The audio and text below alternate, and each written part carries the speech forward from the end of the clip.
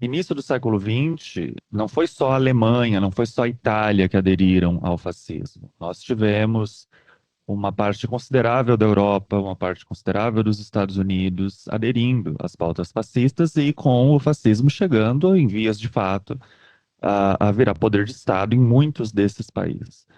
E tendo um período histórico em que o fascismo tinha um impacto tão grande dentro do regimento político da Europa, não é de se estranhar que cientistas da religião, sendo cidadãos desse lugar geográfico, dessa realidade histórica geográfica, que haveria cientistas da religião que também apoiaram o fascismo, que também se influenciaram pelo fascismo, que também endossaram o fascismo, que criaram textos para legitimar o regime, enfim, os regimes que estavam vigentes e tudo mais. E o Eliade é um desses casos. Existe uma tendência de apagamento do passado fascista do Mircea Eliade, em grande medida porque, como diz o Armin Geertz, que também é cientista da religião contemporâneo nosso, o Eliade foi o grande responsável pela difusão da ciência da religião nas academias nas Américas. Então, o primeiro curso de ciência da religião nos Estados Unidos é fundado para o Eliade, e do Eliade a gente tem a expansão, né, de programas, enfim, de ciência da religião pelas Américas. Não por acaso, isso tem um impacto muito grande também na América Latina. Não é incomum, para a gente viajando pela América Latina e conversando com programas de ciência da religião, que exista uma certa idolatria do Eliade. O Eliade é uma figura, assim, muito admirada. Por exemplo, teve uma vez que eu fiz uma entrevista com uma sociedade de cientistas da religião do Chile. E eles tinham um prêmio anual e o nome do prêmio era Prêmio Mircea Eliade. O que já demonstra muito claramente o grande apreço que os cientistas da religião chilenos têm a essa figura do Mircea Eliade. Então, por conta disso, por essa reinvenção que o Eliade faz após o seu exílio, autoexílio, existe uma tendência de um apagamento do passado fascista do Eliade. Qual é o perigo disso? A teoria eliadiana, conforme os autores que nós trabalhamos para o nosso encontro de hoje, ela tem muitos ecos da ideologia política e religiosa da Guarda de Ferro. Então tem muitas das ideias do Eliade que encantam as pessoas aqui no Brasil até hoje, que na verdade são aplicações na ciência da religião de uma ideologia política que era a ideologia política do grupo fascista Guarda de Ferro da Romênia.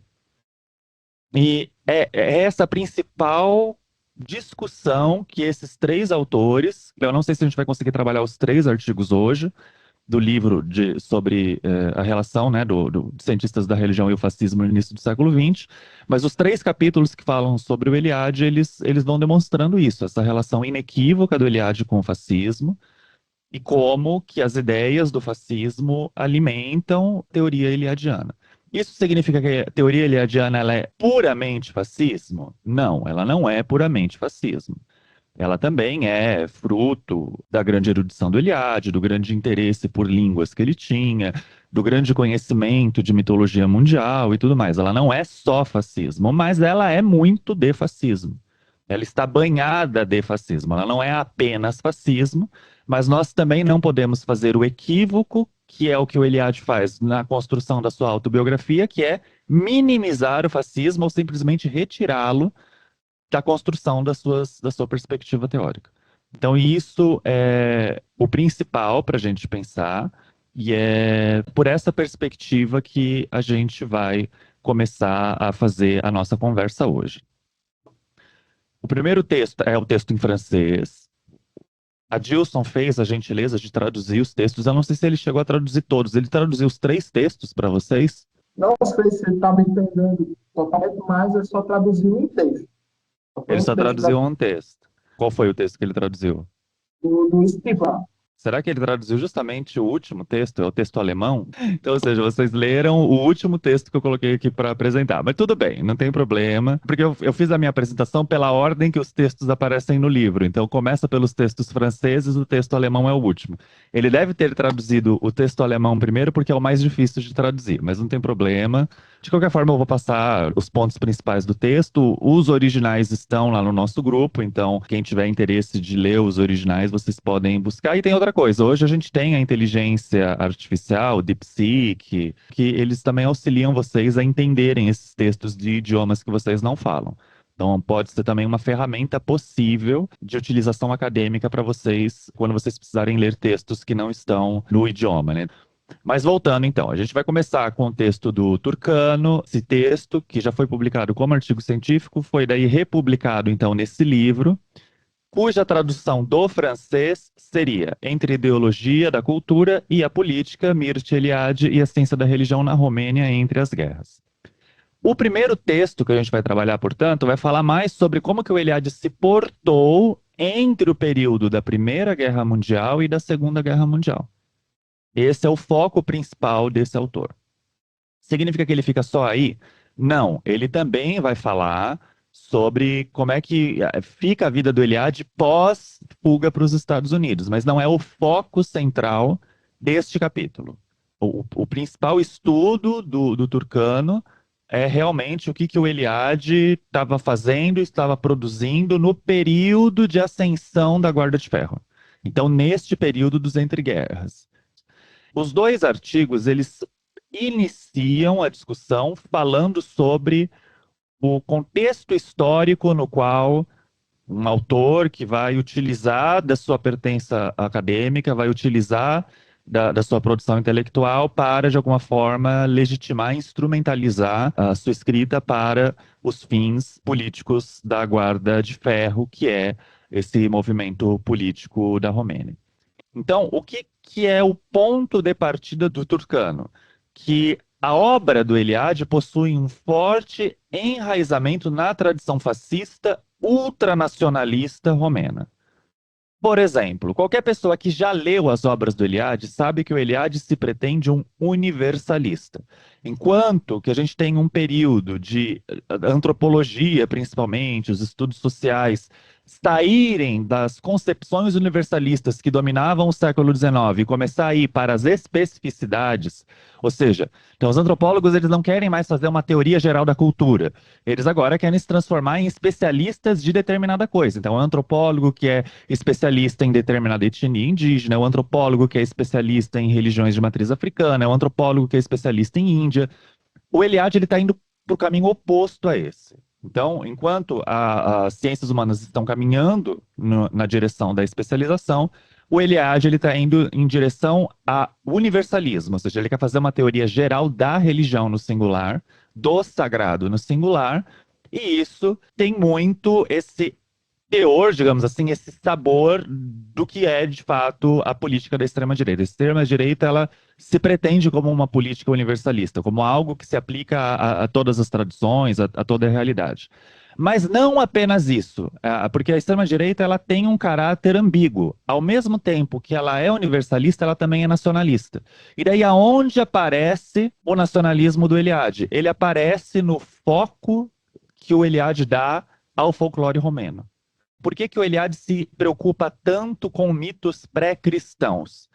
Nós que vivemos no século XXI com um fascismo que utiliza símbolos cristãos para se legitimar, às vezes fica contraintuitivo para a gente que um teórico como Eliade, que não considera o cristianismo suprassumo da existência religiosa, que este teórico seria fascista.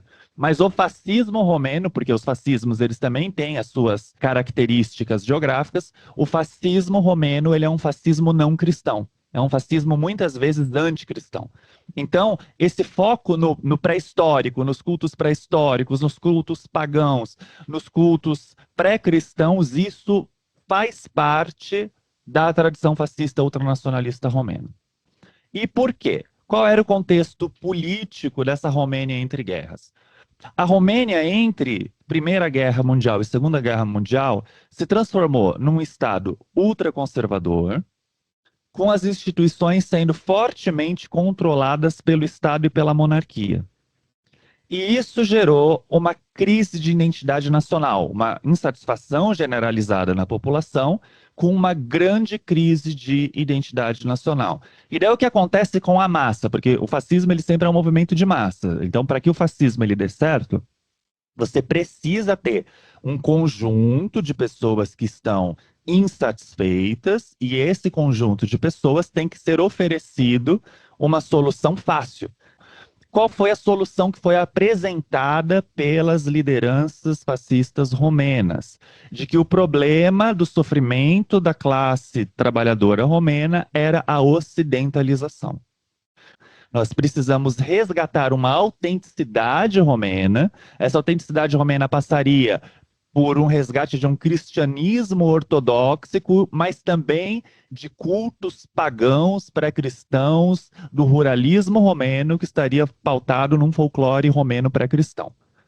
Então, a lógica do fascismo romeno, ela não é a mesma lógica, por exemplo, do fascismo estadunidense ou do fascismo do Brasil, que são fascismos fortemente evangélicos. Não é assim que o fascismo da Romênia acontece. Ele, quando faz a evocação ao cristianismo, não é ao cristianismo católico, não é ao cristianismo romano ou aos protestantismos europeus, que todos esses são considerados ocidentais.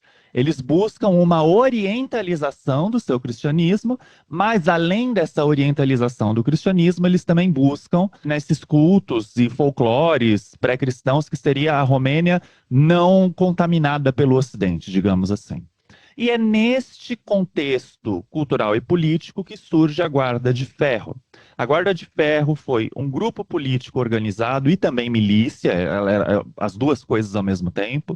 Então tem um pedaço da Guarda de Ferro que foi legitimada dentro da política de Estado da Romênia, outro pedaço operava como organização paramilitar milícia. E daí o que basicamente foram os valores que a Guarda de Ferro englobou dentro de sua ideologia política. O misticismo religioso, muito pautado nessa visão pré-ocidental, nessa visão sabe, de um folclore romeno, etc. e tal. O anticomunismo, o anticomunismo é lugar comum para todo movimento fascista, né? Então, o movimento fascista, como sempre é de extrema direita, então ele sempre vai se opor a tudo que é de esquerda. E o antissemitismo, aí eu escrevi seumitismo, mas é semitismo, está escrito errado no slide. Então, antissemitismo, então, a culpa é do judeu internacional, que também é outro espantalho comum dos movimentos fascistas, né? Tudo é a culpa desse judeu internacional. E daí, como é que o Eliade é seduzido para fazer parte do movimento fascista? Ele é seduzido em grande medida por sua marginalidade acadêmica. O Eliade é uma pessoa muito inteligente, mas ele não tinha espaço dentro da academia da Romênia para despontar como um professor universitário e ter o reconhecimento acadêmico que ele gostaria.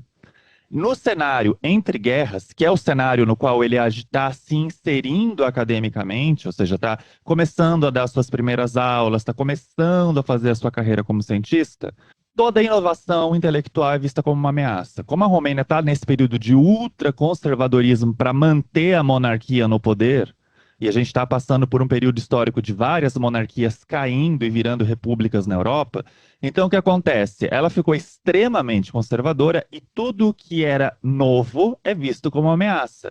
E a ciência da religião era considerada uma coisa nova na Romênia ali desse período entre guerras. Então o que acontece? A própria CR é um conhecimento marginalizado. A própria CR é um conhecimento do qual o Estado não vai investir. E não apenas isso, os estudos sobre Índia, que é desta forma que o Eliade começa o seu estudo, a sua carreira na ciência da religião, também é visto como algo inferior. O foco é estudar a identidade romena e não estudar outras culturas. Então, o que acontece? O Eliade ele consegue prosperar, mas não da forma como ele gostaria. E ele só prospera por conta de conexões pessoais.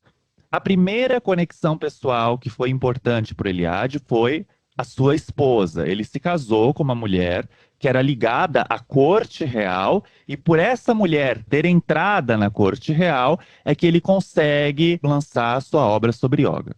Foi mais ou menos que nem aconteceu com a Jenny Harrison, uma mulher de século XIX que estudou ciência da religião num período histórico que mulheres não faziam formação universitária. E daí a gente se pergunta, como é que uma mulher inglesa conseguiu ter formação universitária no século XIX? Conseguiu porque a família dela era de aristocratas, era uma família rica, que tinha relações diretas com a rainha Vitória. Então, ou seja, ela consegue fazer a sua formação porque ela vem de uma família com poder e que permite ter essa autorização da rainha. Com o Eliade foi mais ou menos a mesma coisa.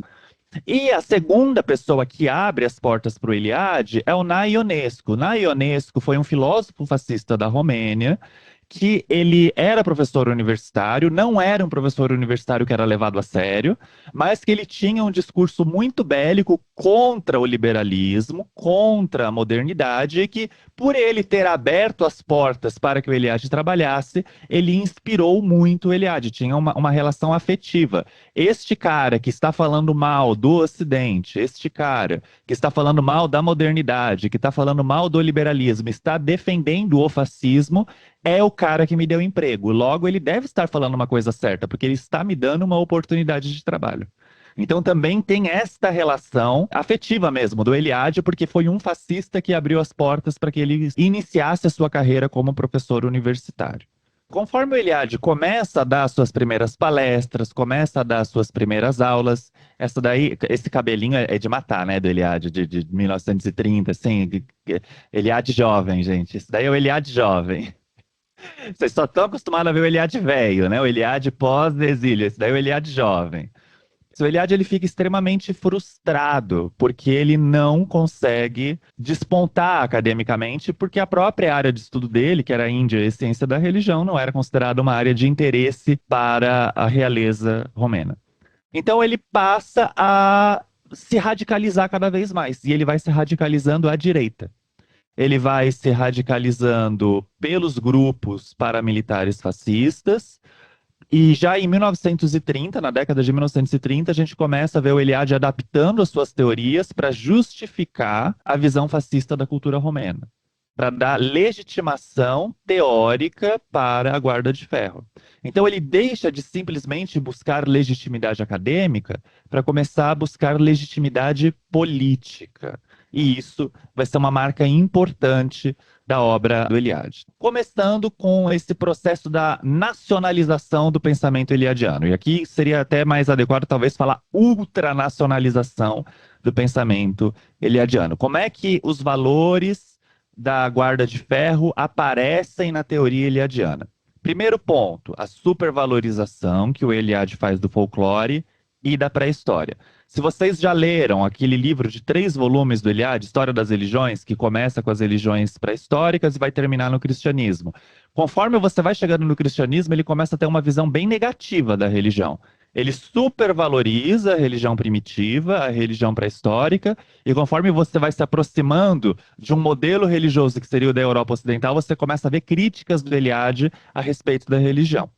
Porque o Eliade, como um fascista, ele defende na teoria dele de que a religião pré-histórica é a verdadeira religião que preserva a alma do povo, o espírito de um povo. E onde é que a gente ouviu já esse discurso de espírito de povo? A gente via os nazistas falando sobre isso, né?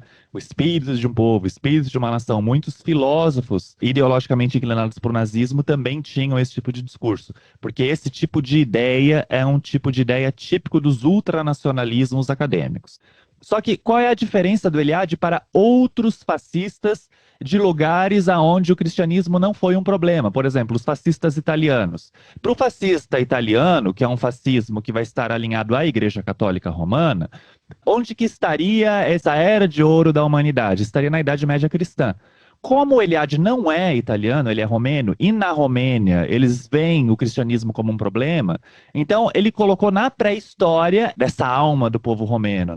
E isso seria algo que ligaria a Romênia a um Oriente espiritual, ou seja, ligaria a Romênia à Índia, ao Irã, ao Crescente Fértil, né, a região da Mesopotâmia. Ou seja, ele está tentando traçar um mito de eterno retorno, que é também uma temática fascista muito comum, né? O fascista, ele sempre quer voltar a um passado que nunca existiu. Existe um passado idealizado, naquele passado é que as coisas eram boas, mas esse passado ele nunca existiu, porque é um passado mítico. E esse passado mítico da Romênia seria este passado mítico que ligaria a Romênia com estes países da Ásia, principalmente do Oriente Próximo. Por que que o autor fala que isso é fascismo, é essa supervalorização do Eliade com a questão do folclore e da religião pré-cristã? Porque a Guarda de Ferro rejeitava a modernidade ocidental em favor desse passado glorioso pagão dos romenos. A Igreja Católica, o cristianismo, é o que legitimava na Europa o poder dos reis.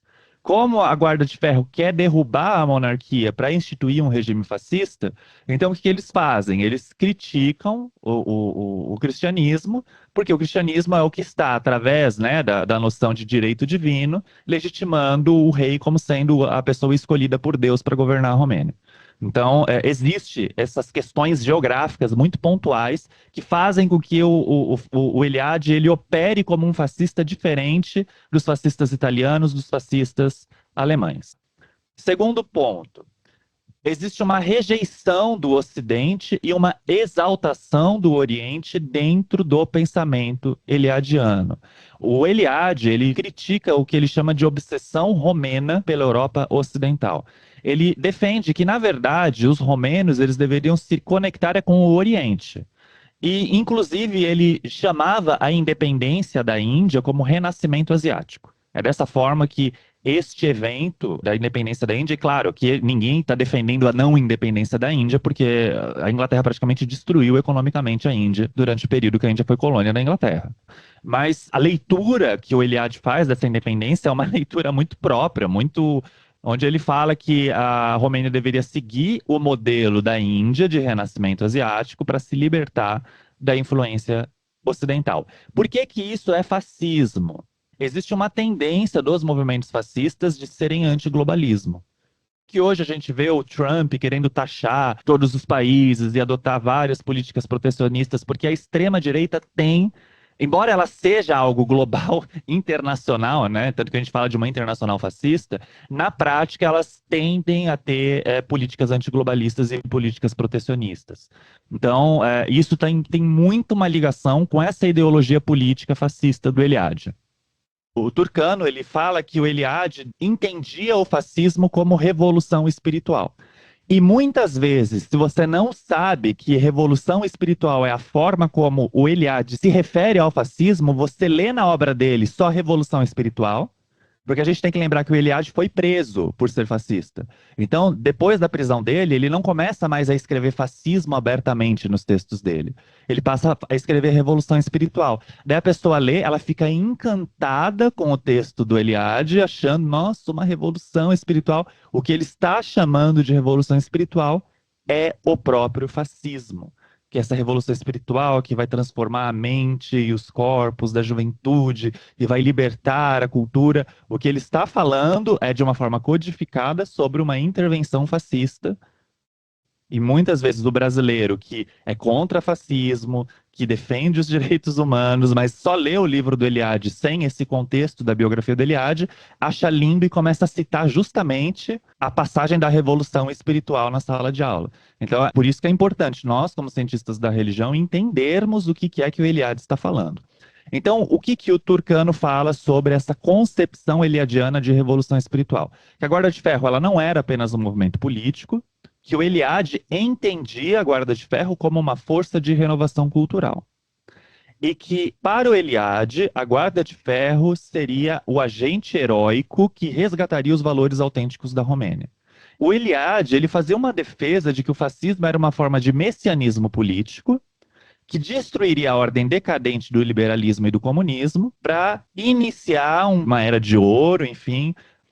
Ele chega a ter tanta influência com essa defesa dele do fascismo como uma forma de revolução espiritual, que o Eliade se torna autor de vários artigos para os jornais da Guarda de Ferro. A Guarda de Ferro tinha muitos jornaizinhos mesmo, onde ela informava os seus militantes políticos. Seria o equivalente ao Zap Zap dos fascistas da Romênia daquela época, é os jornaizinhos da Guarda de Ferro. Se fosse nos dias de hoje, o Eliade ele seria um TikToker que teria as colunas dele do Zap Zap para disparar, mas naquela época era o jornalzinho. Então ele, por 2 anos, escreveu, produziu material para esse jornalzinho, elogiando o líder fascista Codreano, né? O Codreano era a liderança principal da Guarda de Ferro. E ele também chegou a escrever um livro em português elogiando o fascismo do Salazar em Portugal, né? Só que o Salazar não gostou do livro, motivo pelo qual esse livro do Eliade só foi publicado em 2011. Então, assim, o livro existiu, nunca foi publicado, porque o Salazar não gostou do livro, mas o Eliade, ele não era simplesmente um fascista que gostava do fascismo da Romênia. Foi um fascista que fez parte da rede internacional europeia e que dialogou com vários fascistas. Então, qual é a grande tese do Turcano nesse artigo em francês, quando ele conta essa biografia do Eliade e a relação do Eliade com o fascismo? Ao contrário do que fãs do Eliade podem dizer, que o Eliade ele caiu de paraquedas no fascismo, e em grande medida esses fãs falam isso por conta das autobiografias do Eliade, o Eliade ele não aderiu ao fascismo como uma pessoa que caiu de paraquedas. A noção de mito, o entendimento sobre religião e a importância que o Eliade dava para a identidade nacional romena fizeram com que ele convergisse para a ideologia fascista.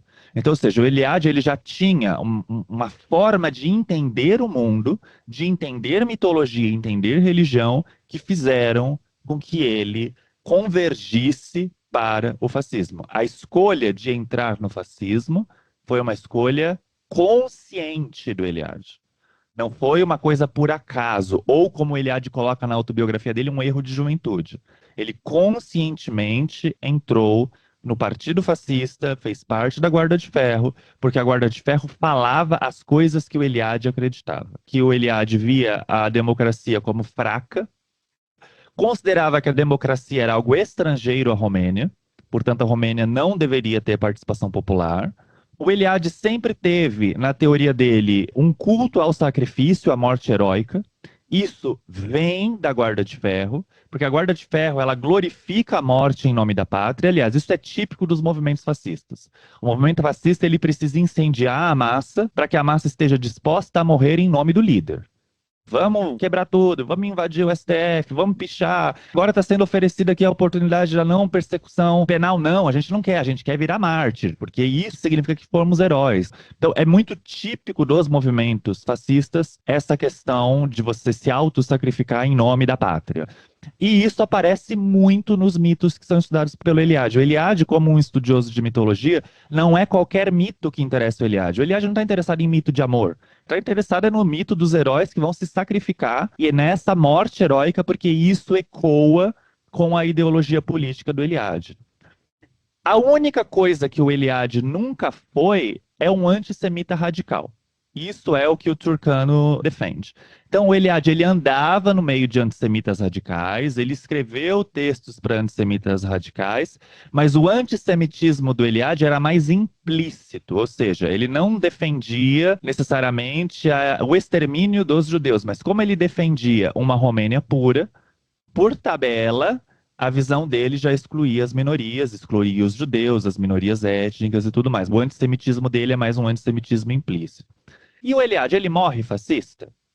Turcano, na última parte do artigo, ele fala que após a queda do nazismo alemão, esse é um período histórico que o Eliade está morando na França. A França, com a derrota do Hitler, ela começa a buscar aonde estão os nazistas para que eles sejam levados a julgamento. E daí o que o Eliade faz? Ele pica a mula para os Estados Unidos. O Eliade já tinha sido preso na Romênia por ser fascista e ele ficou com muito medo de voltar à prisão, já que ele apoiou o nazismo alemão também. Então ele se exila nos Estados Unidos, porque os Estados Unidos foi uma mãe e um pai para todos os nazistas. Então quem queria se reinventar depois de ter apoiado o nazismo, né, na Europa, quisesse se reinventar nos Estados Unidos, os Estados Unidos deu essa oportunidade e reintegrou a sociedade muitos dos fascistas que cometeram crimes durante a Segunda Guerra Mundial. O Eliade foi um deles. Mas daí o que acontece? Quando ele vai para os Estados Unidos, ele nunca mais assume publicamente que ele foi fascista. Então virou um não assunto. Ele não fala mais sobre o passado fascista dele. Isso vira um interdito, ele não comenta mais sobre isso. Daí é daí que muitos dos fãs do Eliade vão falar que o Eliade teria se arrependido. O Turcano discorda dessa visão e ele fala que, na verdade, o engajamento político do Eliade não foi um desvio. Ele foi massa de manobra. Não. Que a consequência lógica da sua própria teoria sobre religião sobre a sua teoria sobre cultura e sobre a sua identidade política, fez com que ele entrasse. Então, o Eliade, ele não foi a sua cabeleireira que é evangélica e votou no Bolsonaro, porque o pastor falou para ela votar. O Eliade, ele foi o próprio pastor. O Eliade, ele não foi uma pessoa que foi manobrada a fazer parte do movimento. Ele era um agente nativo, ele era um agente que pensava as políticas da Guarda de Ferro e que, portanto, não pode ser entendido como uma mera vítima que caiu de paraquedas dentro do fascismo romeno. Então, esse foi o primeiro texto. Vamos agora para o segundo texto. O segundo texto também era em francês, do Eugène Schurtin, sei lá como é que se fala o nome dessa pessoa. O título do texto traduzido seria Raffaele Pettazzoni e Mircea Eliade, cientistas da religião em face do fascismo, e daí, como vocês podem ver, até pelo período histórico que está sendo circunscrito, ele já está falando aí de um período da Segunda Guerra Mundial. Embora não pegue só a Segunda Guerra Mundial, mas já é um período aí um pouquinho mais para frente do que o Turcano está trabalhando. Então, o texto vai falar sobre o Pettazzoni. Para os objetivos do nosso encontro, eu vou ignorar o que ele fala sobre o Pettazzoni. Pettazzoni não é nosso objeto de estudo no nosso encontro hoje. Então, eu vou me focar mais em como que o Churtin aborda o envolvimento do Eliade com os movimentos fascistas, em especial com a Guarda de Ferro. Mas por que que em especial com a Guarda de Ferro? Porque o Eliade, ele fazia parte dessa internacional fascista europeia do início do século XX. Então ele não teve relação só com a Guarda de Ferro.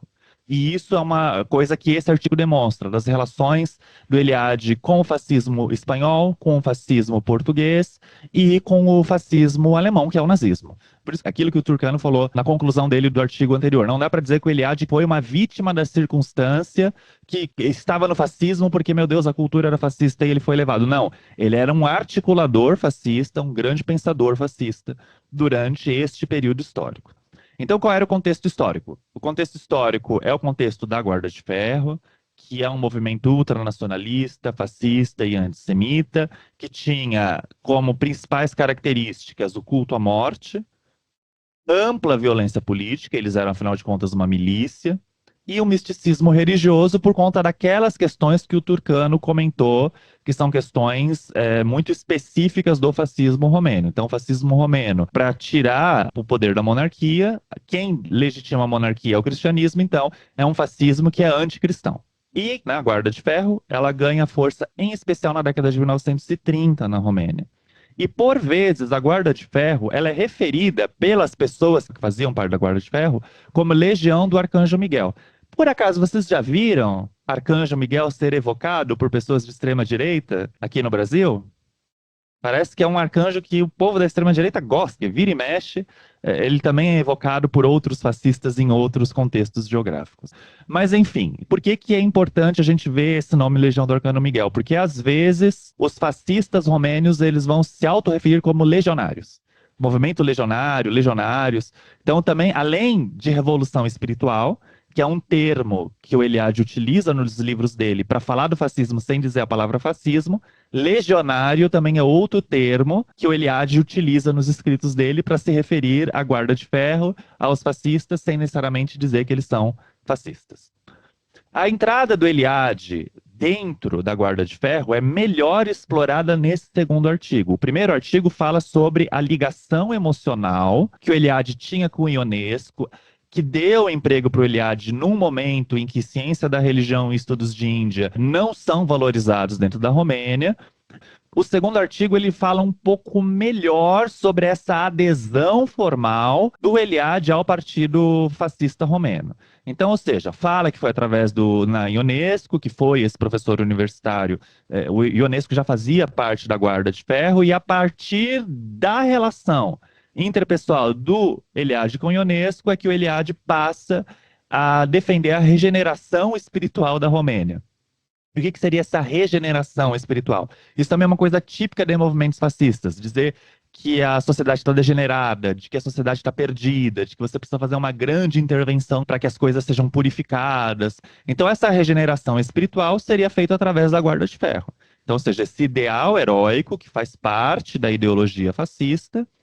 E em 1937, o Eliade chega a escrever o artigo Por que eu acredito na vitória do movimento legionário, aonde ele justamente defende essa intervenção militaresca, miliciana mesmo, né, da Guarda de Ferro dentro da sociedade romena para que seja provocada essa revolução espiritual.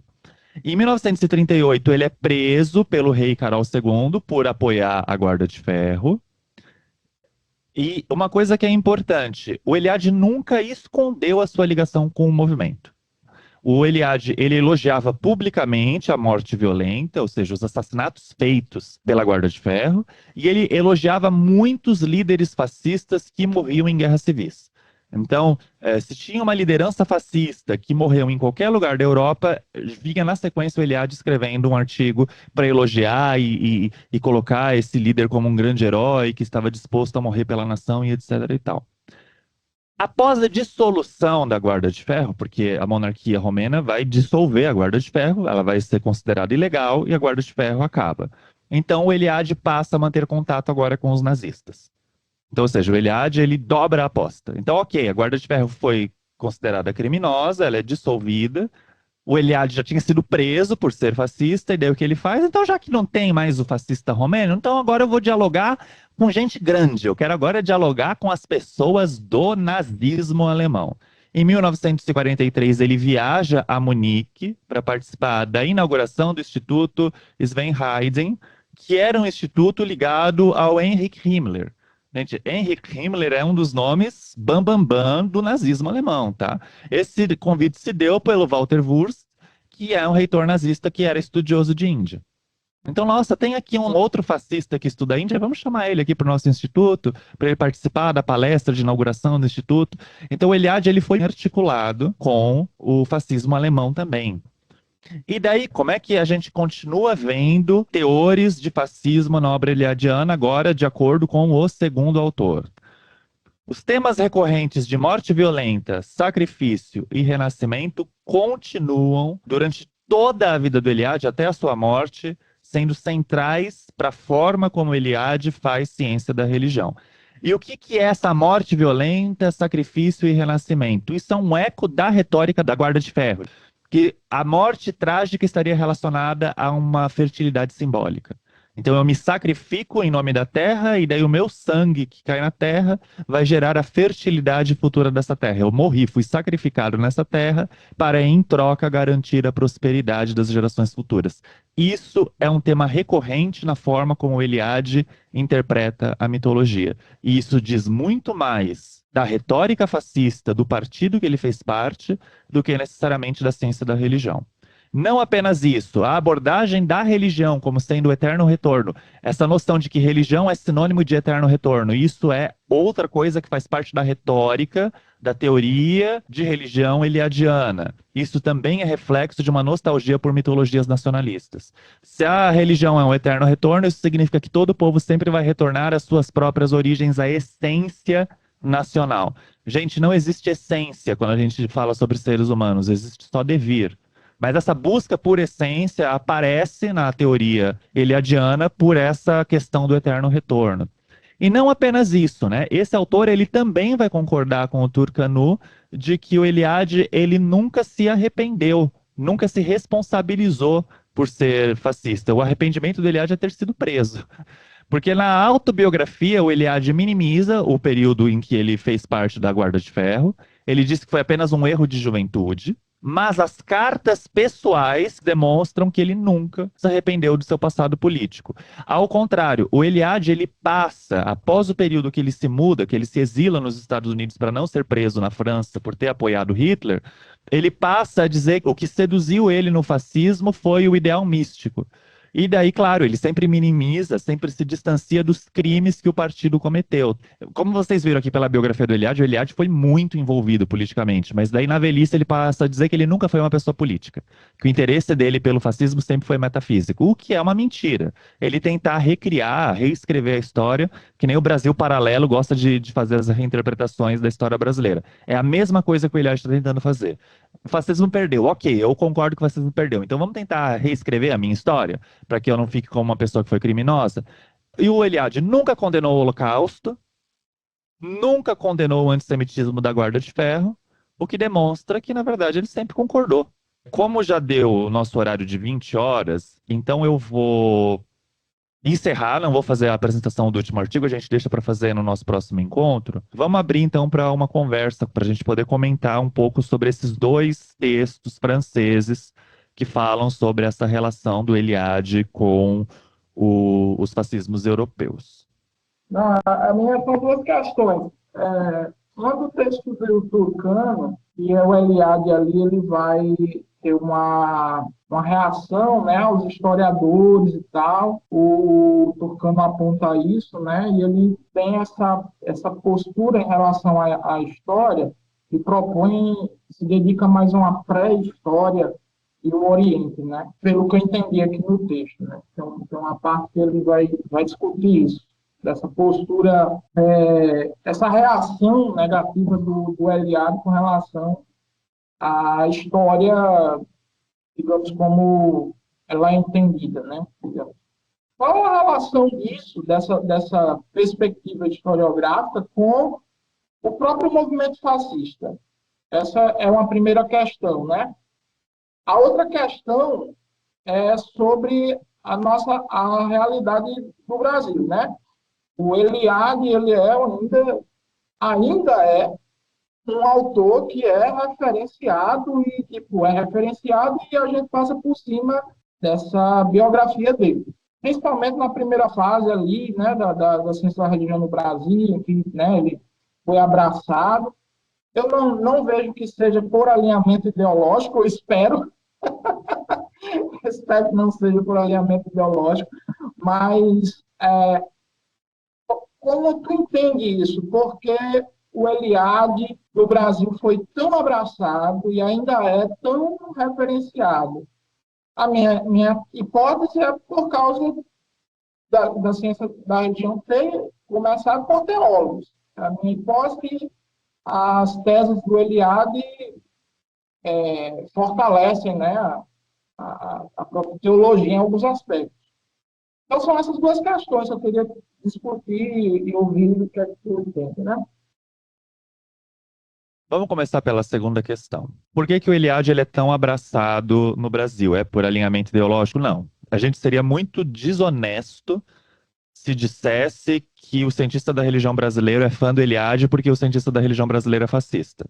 A ciência da religião no Brasil, quando a gente pensa no principal campo de trabalho, que é o ensino religioso principalmente do Fonapé, que é o que domina mais aqui no Brasil. Todas as cartilhas do Fonapé são pautadas em direitos humanos, em construção de cidadania, em uma cultura de tolerância da diversidade. Então, ou seja, é evidente que o Fonapé ele não e essa ciência da religião, baseada, né, nesse ideal do Fonaper, não compactua, não compartilha do alinhamento político do Eliade. Agora, a sua hipótese, eu acredito que ela é bastante válida, sim. O Eliade, ele é um dos grandes representantes da fenomenologia clássica da religião. E o que acontece com a fenomenologia da religião? A fenomenologia da religião é uma forma de se estudar a religião não científica, que foi socada, inserida dentro da ciência da religião, por conta do Eliade ter sido fundador da ciência da religião nas Américas. Então, o que acontece? Os cursos de ciência da religião nas Américas têm uma ampla influência da fenomenologia da religião, porque a primeira programa de ciência da religião que na Universidade de Chicago é criado para o Eliade. Então, nesta fuga do Eliade da França para os Estados Unidos, é criado o curso de ciência da religião na Universidade de Chicago, e vai formar muita gente importante, não necessariamente essas pessoas serão da fenomenologia da religião, mas o nome do Eliade como fenomenólogo da religião, como o pai da ciência da religião nas Américas, como a pessoa que vai fazer essa expansão universitária em novos cursos, novos programas de ciência da religião nas Américas, faz com que o nome do Eliade também tenha muito peso. Por que que teólogos tendem a gostar do Eliade? Tem um texto que a gente trabalhou há alguns meses atrás, que é aquele texto do Tim Murphy, Ciência da Religião como Discurso Colonialista, que demonstra que a argumentação da fenomenologia clássica da religião é basicamente a argumentação teórica de que existe um sagrado. Esse sagrado é sinônimo de Deus. Qual Deus? O Deus cristão. Esse sagrado se manifesta melhor nas religiões evoluídas. Qual é a religião evoluída? O cristianismo. Se manifesta de uma forma mais capenga nas religiões primitivas. Quem são os primitivos? Os não cristãos. E isso, para quem já é cristão e é teólogo e quer falar isso de uma forma politicamente correta, ele não quer falar sim, a minha religião cristã é melhor. Então ele utiliza esses fenomenólogos da religião que deram aquele banho de alfazema no discurso para continuar falando a mesma coisa, que a religião cristã ela é superior, mas agora ela não é superior simplesmente porque eu sou o melhor, hahaha. Ela é superior porque é o sagrado, é a hierofania, sabe? Vão utilizando esses termos metaempíricos, mas mantendo a retórica colonial de superioridade da cultura europeia, da cultura cristã europeia. Então é por isso que teólogos têm uma tendência a gostar muito da fenomenologia. E também existe a questão da afinidade metodológica. Teologia é uma forma de construção de conhecimento não empírica, assim como a filosofia. E daí, como a fenomenologia ela vem dessa base não empírica, é uma base teológica, uma base religiosa, uma base colonialista, um teólogo se considera muito mais dentro do campo de discurso metodológico, de operacionalização, de construção de conhecimento, trabalhar com a fenomenologia da religião, do que trabalhar com um sociólogo, do que trabalhar com uma etnografia, do que trabalhar com textos demográficos, do que trabalhar, enfim, com uma construção de conhecimento com base empírica. Então também tem a questão da afinidade por ser da área do conhecimento da teologia, não ser empírica. Então tem essas duas dimensões. Então tem o fato do Eliade ser colonialista e tem o outro fato de que a fenomenologia da religião é um conhecimento não empírico, e daí pela afinidade metodológica, a teologia também constrói conhecimento de forma não empírica. Os teólogos se consideram muito mais confortáveis de trabalhar com Eliade do que trabalhar com Durkheim, por exemplo. Agora, sim, acho que é importante a gente entender. Cientistas da religião, eles gostam do Eliade, mas eu acredito, agora respondendo a sua primeira pergunta, em grande parte porque eles não conhecem a biografia do Eliade.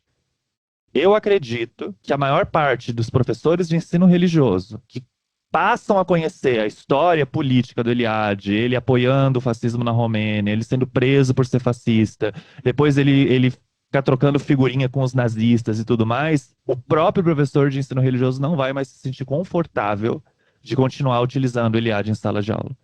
A gente sabe que existe uma grande carência de textos de cientistas da religião na formação da ciência da religião brasileira. A gente sabe disso, a maior parte das formações não ensinam textos de cientistas da religião, autores clássicos da ciência da religião. Daí o único cientista da religião que você aprende é o Eliade. E daí, enfim, as pessoas formadas em ciência da religião se agarram. É o único que eles aprenderam, é o que eles ouviram na faculdade, eles vão se agarrar ao Eliade. Mas eu desconfio que a partir do momento que eles sabem, que eles conhecem a biografia do Eliade, que a tendência é que a pessoa não se sinta mais confortável em continuar utilizando o Eliade em sala de aula. E daí o que que a gente tem que colocar no lugar? Porque não adianta só você destruir, né? Você destrói, mas você tem que substituir com alguma coisa. Daí é onde vem a proposta do Matheus Oliva Costa, de que no lugar vocês vão atrás das dissertações e teses dos seus colegas. Preciso dar uma aula sobre a religião afro. Tem várias dissertações e teses sobre afro. Preciso dar uma aula sobre, sei lá, espiritismo, sobre vida após a morte. Tem várias dissertações e teses já feitas na ciência da religião. Brasileira mesmo. Vocês não precisam nem ler em outro idioma. Vão ler o que os seus colegas já escreveram. E daí cita os colegas. Em vez de citar o Eliade, cita o que os seus próprios colegas já estão produzindo. É uma forma de a gente conseguir substituir esses textos do Eliade. E claro, e daí tem sempre o meu convite de vocês também lerem os clássicos, lerem outros autores que não necessariamente sejam o Eliade. Mas eu acho que o principal é isso, as pessoas elas precisam entender qual foi a história do Eliade. Daí se você quer continuar utilizando o Eliade, daí você utiliza, mas sabendo que ele é fascista e é até uma forma daí de quando você for citar, você entender o que determinadas partes da teoria dele estão falando, e até para você conseguir fazer uma tradução, uma adaptação, enfim, para você simplesmente não passar isso de forma crítica para os seus estudantes dentro de sala de aula.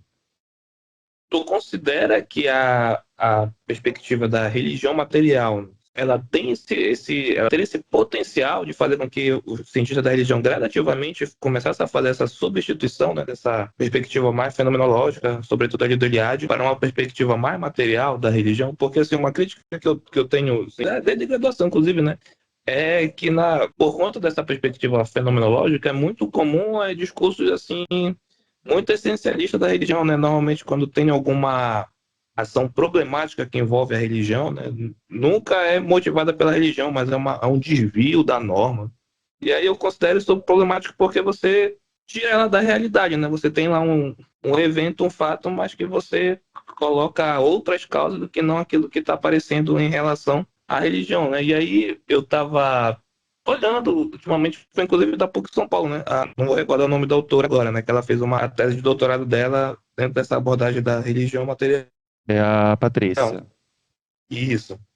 E aí, então, assim, o que me chamou muito a atenção foi, inclusive, a crítica que ela faz, né? Que é uma abordagem muito metafísica do estudo da religião, é, tem inviabilizado, inclusive, as próprias pesquisas sobre religião, né? Você se apega tanto a aspectos não materiais, enfim, extremamente racionais, e você acaba abrindo mão de perceber esses elementos materiais ali, que às vezes estão literalmente na tua frente ali, por exemplo.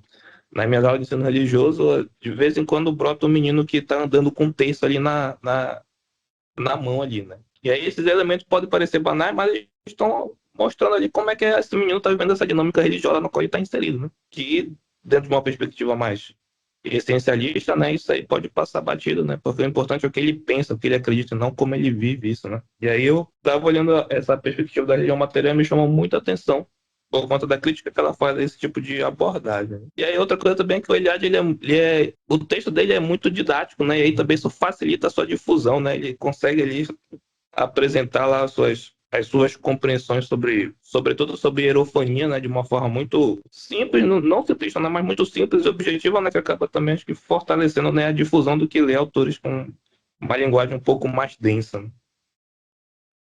O Eliade, de acordo com Armin Gertz, não escrevia para pares acadêmicos. O Eliade seria o equivalente do Cortella, do Karnal, do Pondé dos dias de hoje. O Eliade, ele era o intelectual, era professor universitário que estava pouco se lixando para escrever artigo científico. O foco da produção acadêmica do Eliade é produzir livros, de acordo com Armin Gertz, que serão lidos não pelos pares da academia, ou seja, não é um livro acadêmico, mas sim lidos pelas grandes massas. O Eliade sempre, como qualquer fascista, ele é um comunicador das grandes massas. Então, por que que é fácil ler o texto do Eliade? Porque, de fato, o Eliade escreve o texto para ser lido pelas grandes massas. O Eliade, ele quer ser lido pelos não acadêmicos. O Eliade, ele quer ser lido pela pessoa que não está na universidade. E isso também ajuda a grande popularidade do Eliade. Porque quando o Eliade recebe uma crítica de algum pesquisador num artigo científico, ele não responde à crítica, porque ele não lê. É uma característica forte do Eliade faz com que o Eliade ele seja uma pessoa mais palatável para se ler, porque ele de fato está escrevendo para as grandes massas, ele não está escrevendo para os pares acadêmicos. Sobre a sua pergunta, né, sobre a religião material, sim, religião material é um exemplo bom de como superar o paradigma da fenomenologia da religião. Não é o único, mas é um bom exemplo de você não ficar mais falando sobre sexo dos anjos, sobre um sagrado que se manifesta, etc e tal. Agora eu queria pegar uma outra coisa da sua fala, quando você fala que existe uma tendência à essencialização. Sim.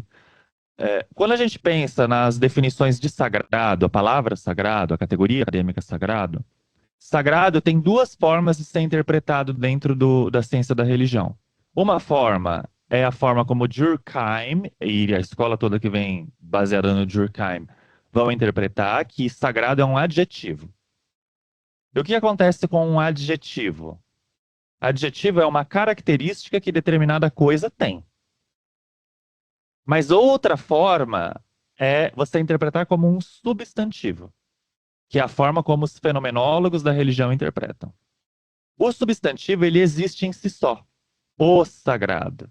Existe uma substância, existe uma entidade chamada sagrado e que, portanto, ela já existe em si. Para os cientistas da religião, e eu estou nesse campo também, que consideram que sagrado deve ser tratado como adjetivo, isso significa que nada é sagrado em si. As coisas vão receber o adjetivo de sagrado. Vamos pegar alguns exemplos bem empíricos. Pão. O pão em si, o alimento pão, ele não é sagrado. Mas quando ele passa pelo ritual da Eucaristia e etc e tal, da hóstia, tem um jeito para você fazer esse pão. Depois tem o ritual que o padre vai lá, ergue o pão, canta lá em latim, fala com Cristo, em Cristo, etc. E aquilo agora virou o corpo de Cristo. Então, ou seja, não é o pão em si que é sagrado, mas através de uma ritualística de que sacramentalizou esse pão, o pão ele é tirado do profano, da vida cotidiana, é imbuído de interdito e passa agora a não fazer mais parte das coisas comuns. Portanto, ele se transforma em algo sagrado. Mas fora desta realidade cristã, se eu comer um pão, por exemplo, o pãozinho que a gente come de manhã no nosso café, esse pão não é sagrado. Portanto, não é o pão em si que é sagrado, mas o ritual da Eucaristia que torna o pão sagrado. A mesma coisa, eu posso beber vinho numa noite tórrida de amor com a pessoa que eu amo num motel. Isso não tem nada de corpo de Cristo, gente. Outra coisa é o vinho dentro da Eucaristia, todo o ritual que é feito. Esse vinho não tem o mesmo valor simbólico do vinho que você está se embebedando para ter uma noite tórrida de sexo junto com a pessoa que você ama dentro do motel. Então, ou seja, não é o vinho em si que é sagrado, mas sim o ritual, o contexto, que vai tirar esse vinho da vida cotidiana, ou seja, vai tirar esse vinho que é profano e transformar esse vinho em sagrado. O que a fenomenologia da religião faz? Ela desconsidera a palavra sagrado como adjetivo. E ela passa a tratar uma entidade que ela chama de o sagrado. E essa entidade, portanto, ela recebe adjetivos. Então, ou seja, não existe mais o adjetivo sagrado, existe a entidade sagrado, que agora tem os seus adjetivos, que é tremendo, que é magnífico. De adjetivo, ela é transformada em substantivo. O que os críticos da fenomenologia da religião falam? Quando você faz essa substantivização do sagrado, da palavra sagrado, e transforma ela em adjetivo, o que acontece é que, basicamente, o Deus cristão, as características do Deus cristão, passam a ser o descritivo de o sagrado. Então, o Deus cristão é transcendente, sagrado é transcendente. Deus cristão é tremendo, sagrado é tremendo. Todos os caminhos levam ao Deus cristão, que é uma perspectiva teológica, num primeiro momento, protestante do século XIX, mas que também vai ser inserida no catolicismo após o Concílio Vaticano II. Todas as religiões são manifestações do sagrado. Então, é basicamente essa a grande crítica. É como se você fizesse um grande giro-liro ali, uma desculpa retórica para continuar fazendo teologia cristã, mas sem utilizar a palavra Deus, utilizando a palavra sagrado. E daí o que também os críticos falam? Nas teorias sobre sagrado, onde sagrado é adjetivado, esse sagrado se dá por oposição ao profano. Então, profano é a vida cotidiana, sagrado é o que tem interdito espiritual. Isso significa que o diabo é sagrado. Porque o diabo, ele não faz parte da vida cotidiana. O diabo tem interdito, o diabo tem tabu, as maldições, a bruxaria, tudo isso faz parte também do sagrado. E daí é onde tem o sagrado de mão direita, mão esquerda, ou o sagrado puro, sagrado impuro, como o Durkheim fala. Existem dimensões do sagrado que eu, como fiel religioso, quero ter contato. Eu quero ter contato com as bênçãos, eu quero ter contato com a graça, eu quero ter contato com Deus. Mas tem uma parte do sagrado, ou seja, do que não é do profano, que eu não quero ter contato, que eu temo. Que daí é a bruxaria, é a maldição, são os demônios e etc, etc, etc. A tendência, quando se transforma sagrado no substantivo, como o sagrado ele é igualado a Deus, você ignora a dimensão do sagrado impuro, deste sagrado que eu não quero ter contato. Porque o sagrado vira como uma coisa sempre boa. Então o sagrado é Deus, Deus é bom, portanto o sagrado sempre é bom. E daí, quando as religiões fazem coisas ruins, porque na empiria nós observamos que a religião pode ser instrumentalizada para muita coisa ruim. As pessoas podem levar golpes financeiros por conta da religião, guerras são declaradas por conta da religião, as pessoas são agredidas por conta da religião. Então, ou seja, a religião ela também tem uma dimensão ruim. Só que daí o que o teórico faz, como a fenomenologia da religião ela é ideológica, ela não é material, Portanto, ela não se pauta na materialidade de como as coisas acontecem, sim, naquilo que a minha ideologia, que o meu ideal gostaria que acontecesse. Daí vem esse tipo de discurso que o Neto falou. Ah, mas sabe como que é, né? Isso aconteceu, mas veja bem, houve aí uma deturpação do sagrado. Veja bem, houve uma deturpação do ideal religioso. A religião é o que é feito com a religião, gente. Quando a gente pensa, por exemplo, no caso da intolerância religiosa, a maior parte dos agressores são evangélicos no Brasil. Isso significa que todo evangélico é intolerante religioso? Não. Mas a maior parte dos perpetradores de violência religiosa são evangélicos no Brasil. Então, dá para dizer que a religião evangélica tem uma tendência à intolerância? Tem. Vai ter muito evangélico que não vai gostar de ver isso, mas é um dado empírico.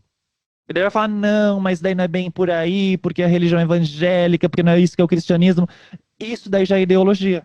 É você tentar justificar através da ideologia para ir contra uma coisa que empiricamente está acontecendo na religião. Então, esse tipo de coisa, nós, como cientistas da religião, nós não devemos fazer. Mas eu tenho que condenar o evangélico? Não. O que eu faço? Eu simplesmente faço a descrição.